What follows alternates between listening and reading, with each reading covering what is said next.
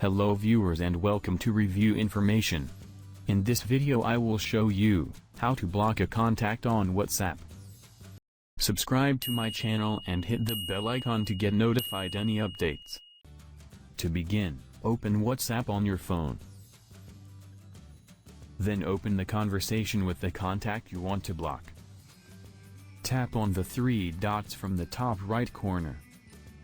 From the drop-down menu, tap on More. Another menu will open. Select Block. If you check the box, this will report about this contact, and the last 5 messages will be forwarded to WhatsApp. Now tap on Block. That's it. The contact has been blocked.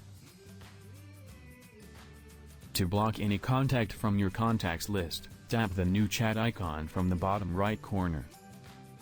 You can search for the contact, or you can scroll down and tap on the contact. Tap on the 3 dots from the top right corner. From the drop-down menu, tap on More. Select Block. Now tap on Block. The contact has been blocked.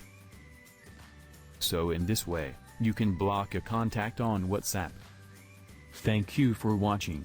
Hope you guys enjoyed my video. Please subscribe my channel for more videos. Goodbye.